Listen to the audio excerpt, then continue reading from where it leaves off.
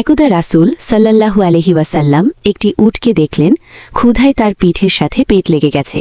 তা দেখে তিনি বললেন, তোমরা এই অবলা জন্তুদের ব্যাপারে আল্লাহকে ভয় করো, সুতরাং উত্তমভাবে তাতে সাওয়ার হও এবং উত্তমভাবে তা খাও বা তার পিঠ থেকে নেমে যাও। এক ব্যক্তি তার উটকে ঠিকমতো খেতে দিত না, উপরন্ত কষ্ট দিত। তার পাশ দিয়ে রহমতের রাসূল সাল্লাল্লাহু আলাইহি ওয়াসাল্লামকে পার হতে দেখে উটটি আওয়াজ দিল এবং তার চোখ দিয়ে পানি পড়তে লাগল। তিনি উটের মালিককে ডেকে বললেন, তুমি এই জন্তুর ব্যাপারে আল্লাহকে ভয় করো না কেন?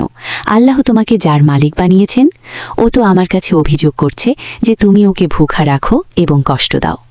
এমনকি পালিত না হলেও ছাড়া পশু পক্ষীরও যদি পানাহার বিনা মরতে বসে, তাহলে তার প্রতি দয়া প্রদর্শন করে তাকে পানাহার করিয়ে বাঁচিয়ে তোলা বড় সওয়াবের কাজ। আল্লাহর রাসূল সাল্লাল্লাহু আলাইহি ওয়াসাল্লাম বলেন, এক ব্যক্তি এক কুয়ার নিকটবর্তী হয়ে তাকে অবতরণ করে পানি পান করল। অতঃপর উঠে দেখল কুয়ার পাশে একটি কুকুর পিপাসায় জিহ্বা বের করে হাঁপাচ্ছে। তার প্রতি লোকটির দয়া হল, সে তার পায়ের একটি চর্মনির্মিত মোজা খুলে কুয়াতে নেমে তাতে পানি ভরে এনে কুকুরটিকে পান করালো।